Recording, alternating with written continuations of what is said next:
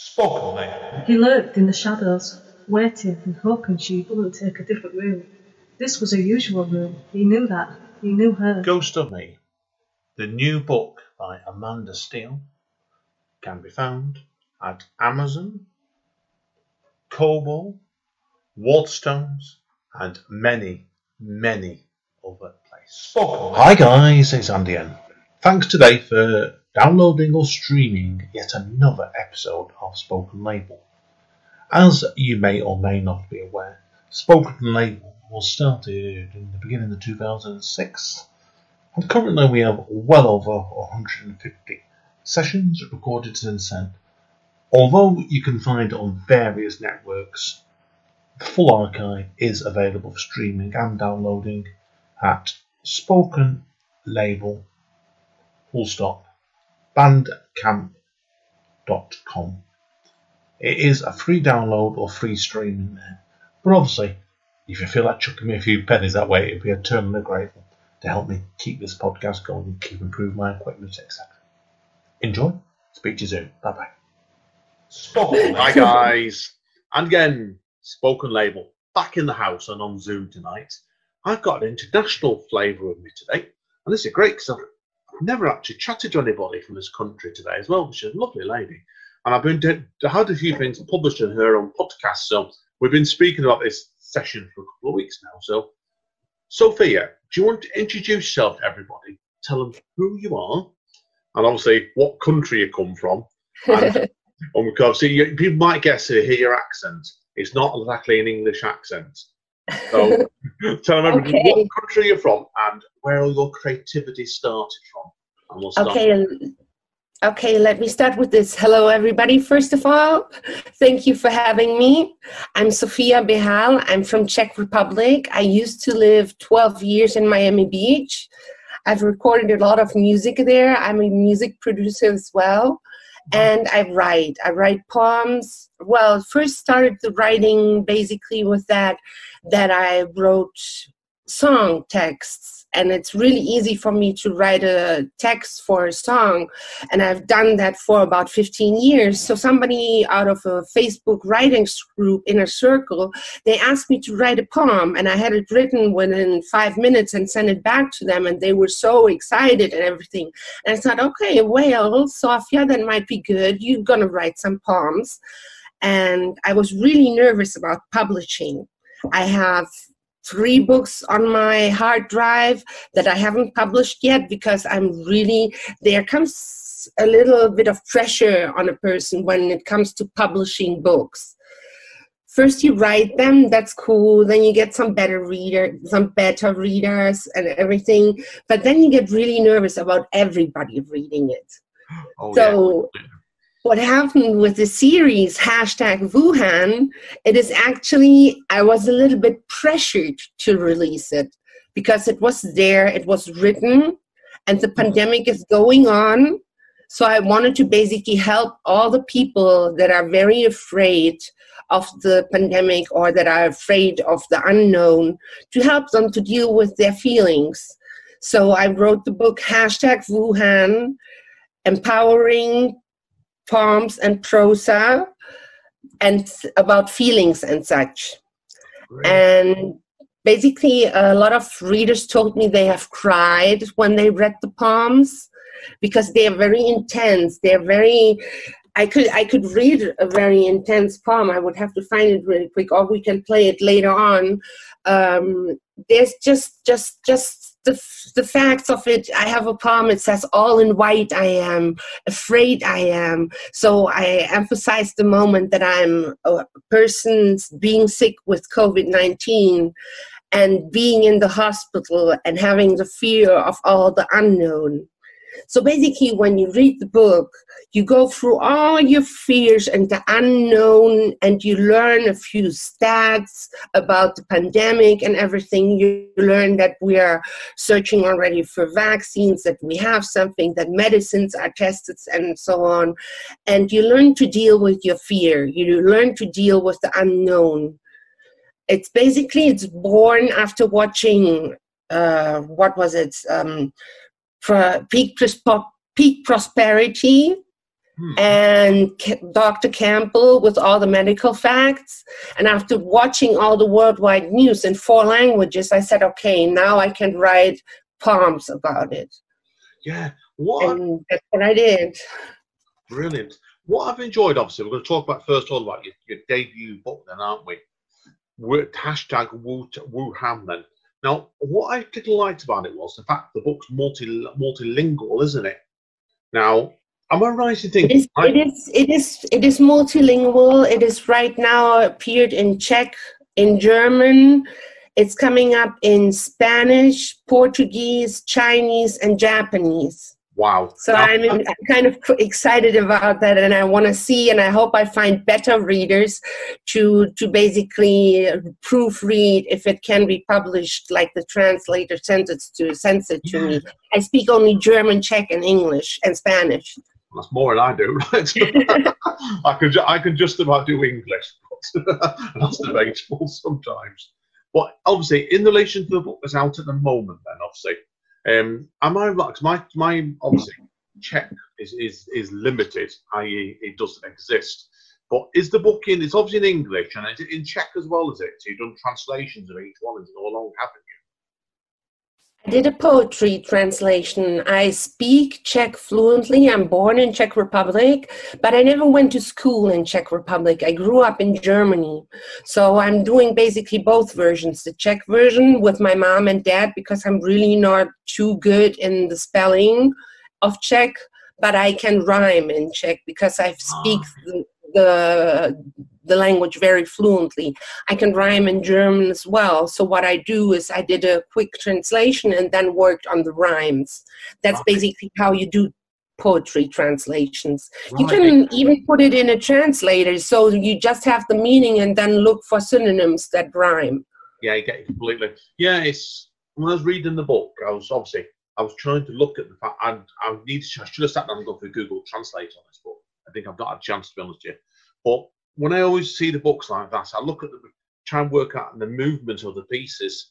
And was it quite easy? Because was the poems first wrote in English, really, and then translated into Czech, or was it the other way around? It was quite easy to do it, basically. I did the translations, the first half of the poems I translated by hand, and the second part of the poems I translated with the Google Translator, just to check then, it's funny, right? But I wanted to check the quality, the outcome, what the difference is if I do it by hand and then work on the rhymes and on the measures and everything. I'm somebody who really likes proper poetry. That means the measures must be right, the rhymes must be right. I'm not such a big fan of prosa, but I have some prosa in the book because I know people like it, and I know it was really hard to find rhymes and the right measures and everything concerning this COVID-19, the virus, the pandemic and everything. It was really hard kind of to write the poems. That's why they are short, strict, and they are, how would I call it? They are shocking. I have more than one reader telling me they basically cried. They first cried, were afraid because they thought of thoughts that they never had before with the pandemic. You know how the US Americans are, oh, the pandemic, that's far away. It's not coming to us. And I had as well a few feedbacks from people that the publication is very ahead of its time. It was published in February. That was after me watching all the private videos on Wuhan and everything. And I'm really good in transferring myself into somebody else's shoes and then write a poem of what they might be feeling. Yeah, I get you. How long did it take to write this book then? Was it quite a quick book to write? I basically wrote for a month, every day 2 to 3 poems, and 16 of those got selected for the book. I selected that. That's really, really quick and impressive writing, that. Because certainly, like when I'm writing, it takes me probably a week, 2 sometimes, to complete a poem.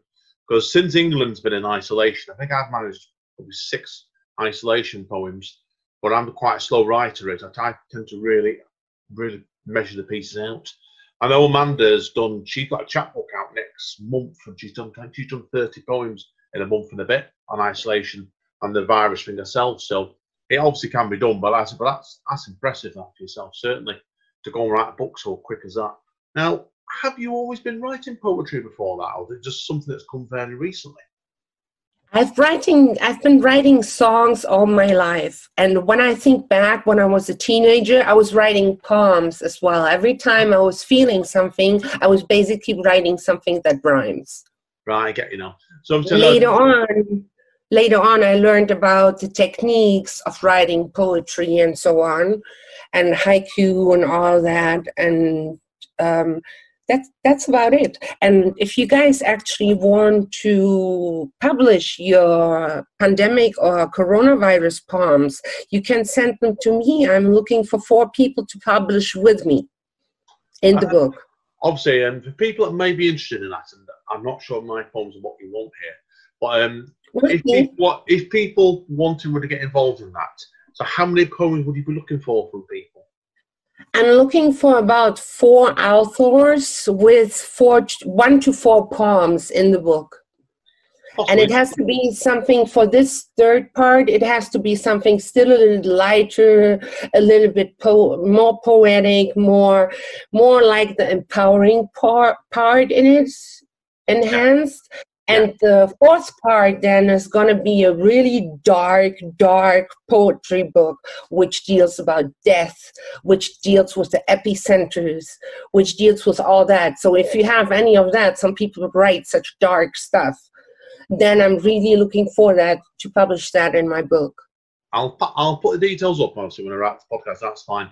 That's in my case. I'm debating on a few things at the moment, so that's very interesting. I know, obviously, I always ask writers, what do they have coming next, writing-wise? Okay. I know you've got several projects in mind at the moment, haven't you? Yeah, I have basically 1, 2, 3, 4, 5, 6, 7 projects I'm working on.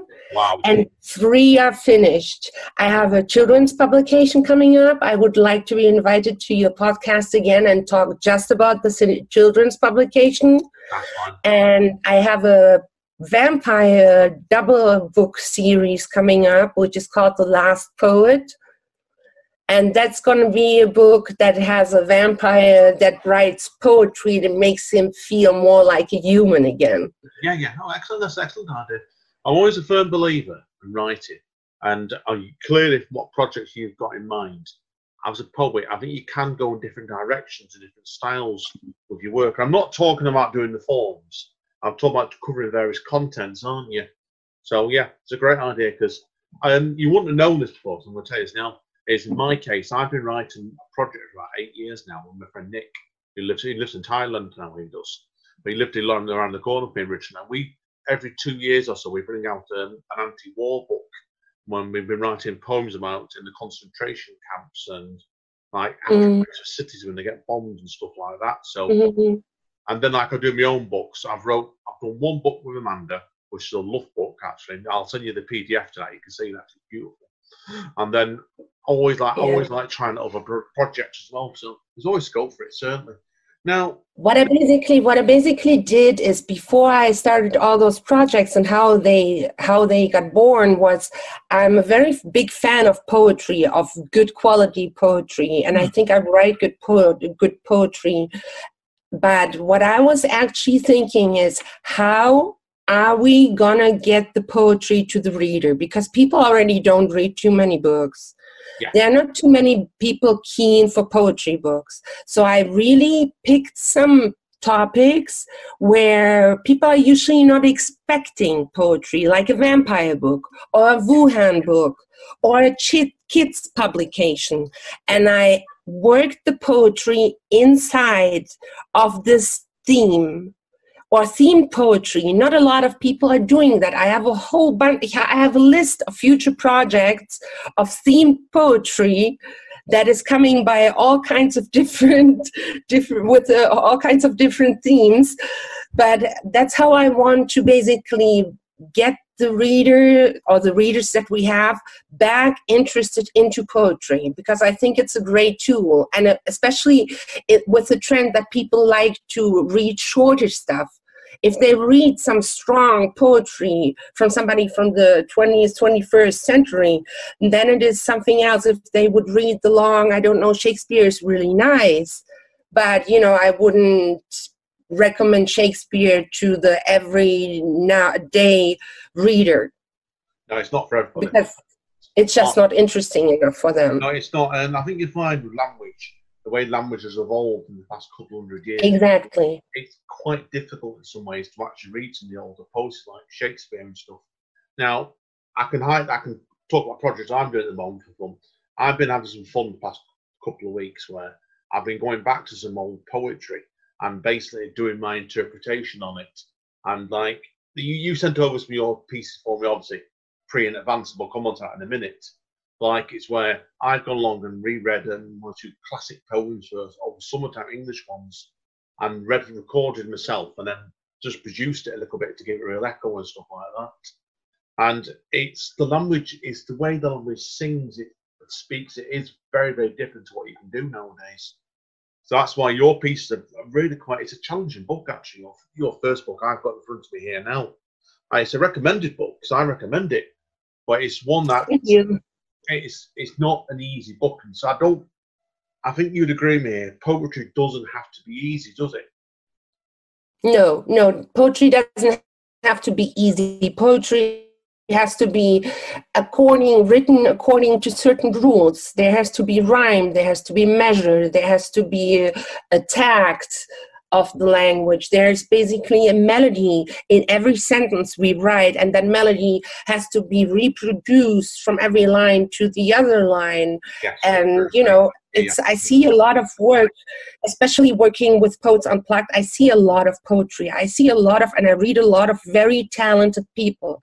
But then I look at the piece, and the first 2/3 are really interesting and very magnifique, bravo, written. But then the third, where basically where's the wow, the bang stage of a poem, then they got to open verse or something where I'm like, oh my God, why don't you go back, spend a week with your piece of poetry and make it right, make the sentences the same length, don't have one 20 words, the other one 15 or something like that.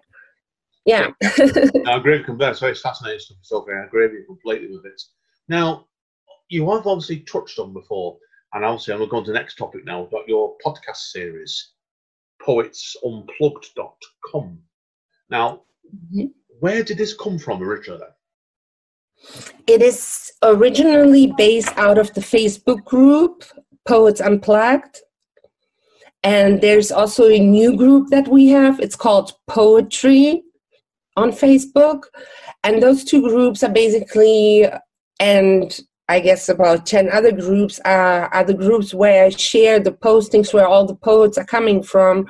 And Poets Unplugged is a very great tool, which is for free for all the authors and for the poets. They can use free marketing, basically. They publish their poem, which means when it's on the podcast, it doesn't account to be fully published. They can still send it as unpublished to all the real magazine publishers and so on, but there just exists an audio version of it, which is like a preview, and then they can still go ahead and publish it. That's great. No, because I've been, people already know if they look around, I've been featured on this series a couple of times now. I've really enjoyed it so far. The podcast, it's been a really, really good podcast, certainly. So now, thank you very much. Yeah, do you for people, if people want to submit something to this series, how do they do it? Well, there's a little bit, what I try to do is first of all, before I start with the effect, I'm also a little bit educated in sound engineering because of all the music production.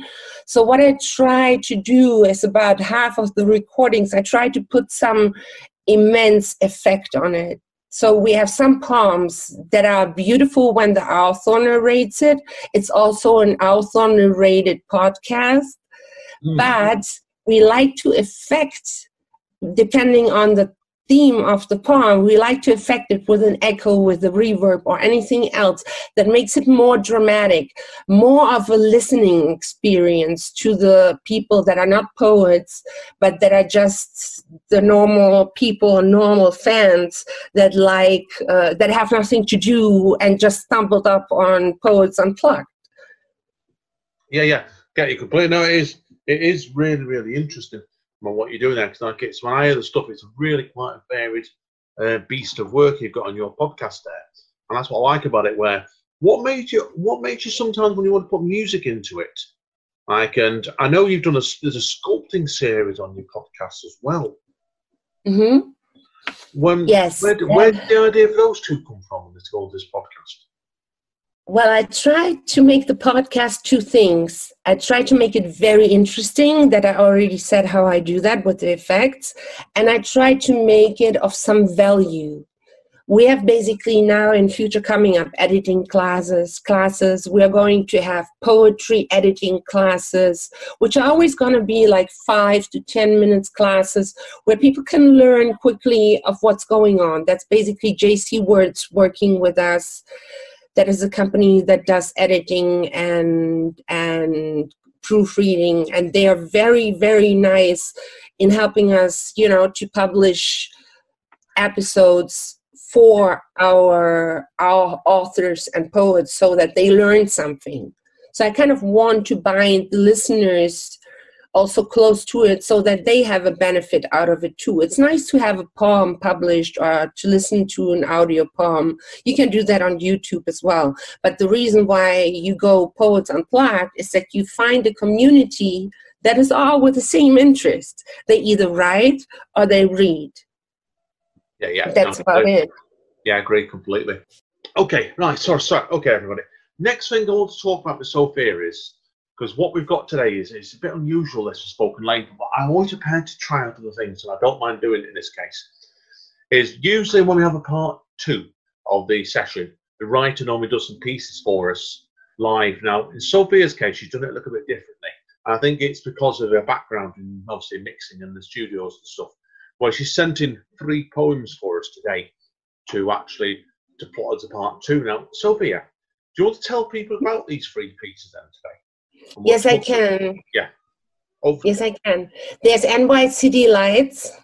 That's basically one of the poems that I was asked to write. It was supposed to be a poem about today's dark world, about how people are connected, how the world is connected and everything. So I wrote a poem which is very strict to the point. And then I as well added an element with the NUCity Lights, which was basically implemented to get listeners interested. So I got the whole New York American crowd already interested. When they hear New York, they are excited. So it rhymed with it. It went exactly, it fit into it, and the piece got a break. When the whole poetry piece gets a NUCity Lights, when I talk about the lights, when we're sound and connected and bound, and we see NUCity Lights, then it breaks, and it basically does the mirage of the stars and the inter-humanitarian connection of people. That's fine. So that's what basically happens in that poem. I've gotten really, really good reviews on it and writing.com, and I think the Room or something wanted to publish it, but then they said it was already published. And I said, well, guys, if you don't want to publish something that was already on Spill Words or something published, how do you want me to get with the poem to an award or something like that? You have to multi-publish poems. It doesn't work the other way. Yeah, trying to convince magazines and journals, all that sometimes is a difficult. Yeah, it can be very, very hard indeed. Now, obviously, the second piece that you've got with us today is Weapons Down. So, do you want to tell me a bit about that second piece then in question? The second piece is basically a strategy of how to get the focus from weapons and bullets to no war, no more fighting, and everything peaceful. So the poem has a has a spot where it says the daisy grows out of the gun's barrel better. That means every time while I talk about soldiers, they're soldier after soldier, one by one, don't be holding your gun, because there's a daisy that grows out of that barrel and it will change the world. So basically that's it. That's fine. That's great. That's great. And that's great. It's a little fairy tale about guns and daisies. Very strange mixture of guns and daisies and a fairy tale now. Yeah, but I get you. Now, the third piece you've sent through to ourselves is, I'm hoping I've got the title right for us off this. It's taken out of hashtag Wuhan worldwide coronavirus. Now, that's quite obvious what title that piece got. What's the story behind this poem? Okay, this is basically the introduction of the entire book. That's why I made it prosa. It's really not a piece that is typical for me. All the other poems in the book that are coming later are more typically my work, but I wanted to make the entry point of the book very easy to read. I wanted to everybody be on the same point. So the coronavirus is here, it's strong, we're going to make it. That's basically the message of the poem. Right, I understand now completely. Yeah, makes sense completely. That's perfect sense. Okay, now that's pretty well all I've got to ask you today, Sophia. So to conclude, or to finish off with, if people want to find out more about you, where are they best going? Okay. Now the link section, right? Okay, I have a Facebook page. That's facebook.com/bunnybuttons. I have a blog page where I blog a couple of times a week about books, projects, and so on. That is Souphistication, but Souphistication written with OU at .tumblr.com. A Tumblr blog it is. And I do have, when you Google hashtag Wuhan, you will find my book. When you Google audiobook hashtag Wuhan, you will find the audiobook that is only for $4.99 online. Perfect. Okay. And the audiobook is very different than other poetry audiobooks. It's really not just a spoken word, but it's affected. It wants to get that Chinese regime that is behind all that, the effects, the echo, how they used to talk when they were having their meetings and when they were having their parades and so on. And that's basically how the poems are presented as well, all the poems, as if they were read by the old regime. Makes it a little bit more dramatic, makes it a little bit more exciting to the listener. Because, I mean, that's all an audiobook is about the experience I have listening to it. Yeah. No, I get it completely. That's perfect, Sophia. Okay, that's all that I've got to ask you today. So hang around. Been a fascinating chat today. Thank you very much for this. And everybody, don't forget to check out to this now and follow straight through in a few seconds of Sophia's fantastic poetry. It's been a pleasure today, Sophia. Hang around. I need a quick word of you off mic. But this is Andy N, signing out. Stay safe, everybody. Stay sane if possible. I'll speak to you all soon, guys. Stay safe and healthy. Bye-bye. Perfect to me as well. Okay, guys. Bye-bye.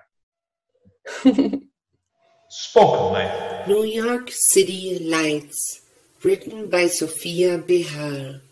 New York City Lights. The world round or flat as ground. Interlaced anywhere, connected and bound. I see you, I stare. We, you, and I are supposed to be physical energy. I see you, a star. We, you, and I are infinite glare.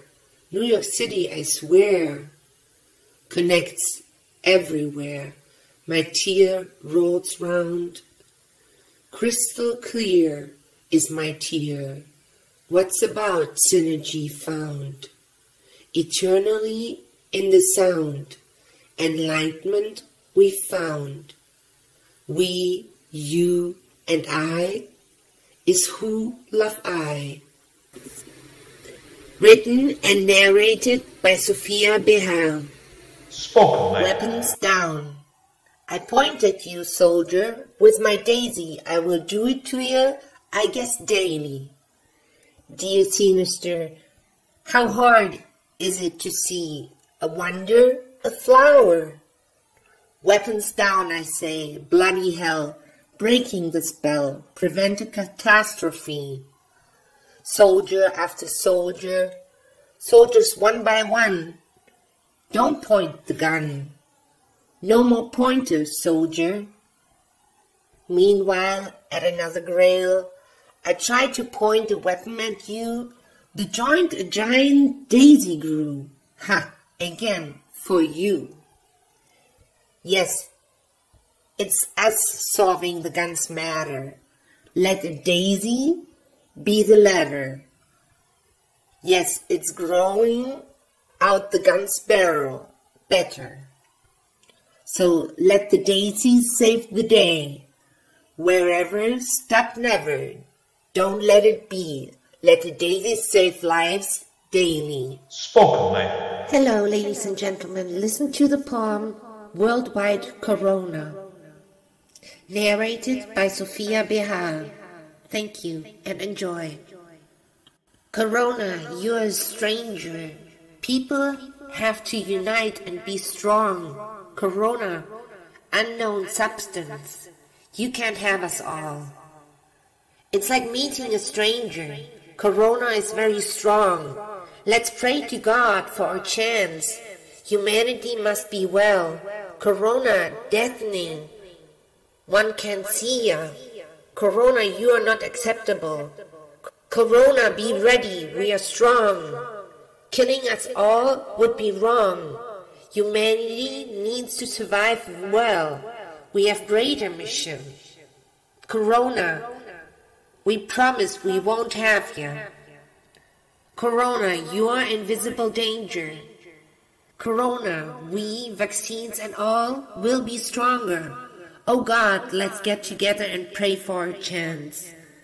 Corona, you are not getting us, that's all. We all unite and fight ya.